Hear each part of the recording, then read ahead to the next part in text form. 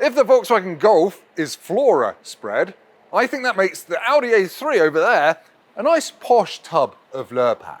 It does the same thing, it sort of is the same thing, really. It's just a bit more expensive, a little bit fancier, and makes you feel a bit better about your toast or your driveway. And if you peel back enough metal and plastic from the Audi A3, underneath it actually is a Volkswagen Golf. So I want to find out in this video, is it worth the premium? And yes, I know this is a Saloon, it's the only one I could find, but let's go.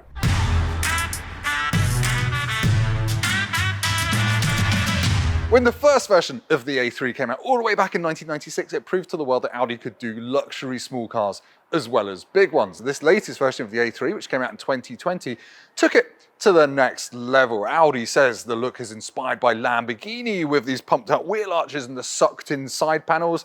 I look at it and I just see these redesigned headlights and this wider grille, which if it didn't have a really uncool UK number plate on it, that grille would look like a big whale's mouth sucking up plankton as it goes through the sea. Should we have a look at it? Okay, so the outside might be more evolution than revolution, but in here it's definitely revolution. Audi's grabbed the technology knob and turned it up to 12. Even entry-level models get this massive 10-inch infotainment screen with wireless Apple CarPlay and Android Auto. I've got a digital dashboard. It just feels very high-tech. Now, Audi's designed the A3's cabin to feel as wide as the Albert Hall because these air vents stretch all the way across the dashboard, and it kind of works. All of this stuff here is angled towards me as the driver. I feel like I'm getting more attention from this car than my kids when I walk in the house with a bag of cookies. It's quite nice. It feels posh, it looks posh. Automatic models get a tiny little gear knob which gives you more space down here for cup holders and things like that. I'm just a big fan of it. It's got decent sized door pockets, but they're not felt lined like the ones on the Volkswagen Golf, so the A3 will sound a bit more rattly if you carry stuff in your door pockets. Does beat the Golf though, because it's got physical climate controls, so you don't have to take your eyes off the road and onto a touchscreen to adjust the temperature, which is a good thing. Basically, it's got everything you need in a family car, but does it have backseat space? Let's find out. Backseat space isn't actually terribly impressive, to be honest. I'm 6'3", that seat is in my driving position, and I've got my knees buried in the back of it. It's sort of okay for short journeys for tall people. For kids, it will mostly be fine. Now, I was in an Audi Q3 this morning, which is basically an SUV version of the A3, and that has noticeably more rear seat space, but again, it's a more expensive car. And while I've got you, I should point out this is the Saloon version of the A3. The normal hatchback version is called the Sportback, and yeah, I think that's got a little bit more headroom in the back than this Saloon, because when I sit back in this, my head touches the ceiling. Anyway, I've not got any charging points back here. I've got a 12-volt socket, some air vents. That's about it.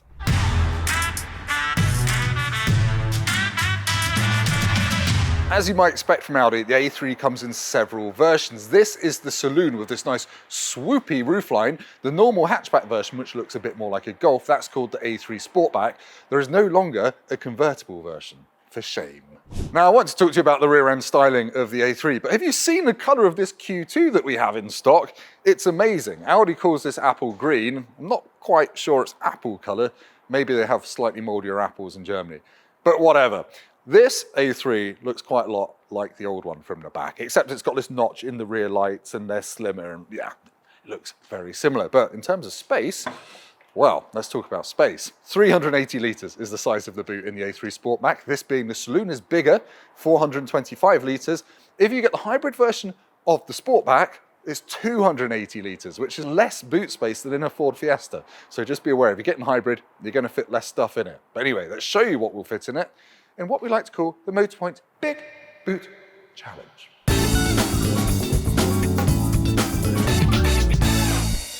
I'm really impressed. This A3 Saloon has laughed off those four bags like a polar bear shrugs off an invitation to a snowball fight. They fit in really easily. There's loads of extra room, so you could pack these out, make them nice and fat, and you still wouldn't have any problems. There's room for soft bags.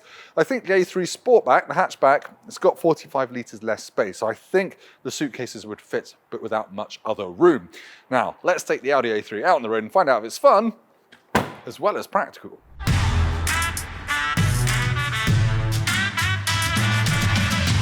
Right, we're going to go for a drive in the Audi A3, and the first thing you notice when you get in it is, wow, you can just see out of it really easily, and everything, this is a massive cliche, is where you expect it to be. I've even got a round steering wheel because this isn't an S-Line version, it's a Sport version. But anyway, let's go for a drive. In terms of engines, you've got a pretty decent choice in the Audi A3.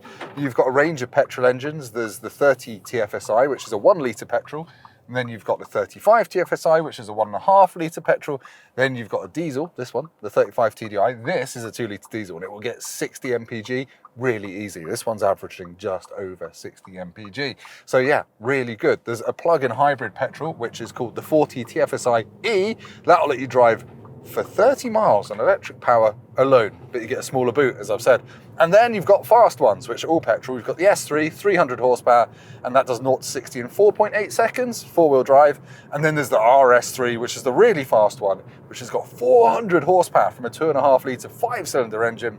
And that does 0 to 60 in just under 4 seconds, I think. It's rapid, it does drifts and stuff, and it's brilliant. You can get that as a saloon as well, looks really nice. But anyway, enough waffle, that was a lot of numbers. We're gonna get onto the dual carriageway and find out if it's comfortable and quiet at motorway speeds, because that's what matters. Right, I'm doing 70 miles an hour on a dual carriageway, and refinement in the A3 is very good. There's not much wind noise or tyre noise, and as I said before, you get about 1 million mpg out of this diesel version, so it's a very good long distance cruiser. In terms of safety tech, got a 5-star Euro NCAP rating, but some of the safety tech is optional. So lane keep assist isn't standard on entry-level Technic models. This sport version has it, and you can disable it by pressing this button here, which is nice and straightforward. You also don't get adaptive cruise control. It's an optional extra. So that's a little bit mean of Audi. But anyway, let's head out onto a country road and see if it's fun to drive.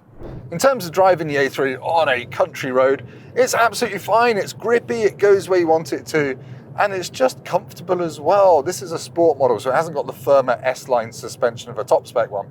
And you know what? These are bumpy roads and it's perfectly comfortable. I really like it. It's not gonna set my hair on fire, but I can go around corners as fast as I want to without feeling like I'm gonna fall out of my seat. It's good, it's a capable, competent car with an efficient range of engines, and really, what more do you really need?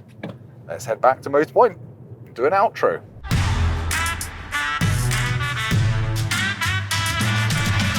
At the start of this video, I asked, is the Audi A3 worth the extra over the Volkswagen Golf? And in my mind, it is. It feels a lot posher inside, it looks a lot posher on the outside, and it's actually a better user experience too, because you've got those physical climate control buttons, which sounds like a really small thing, but in day-to-day use, it makes a big difference.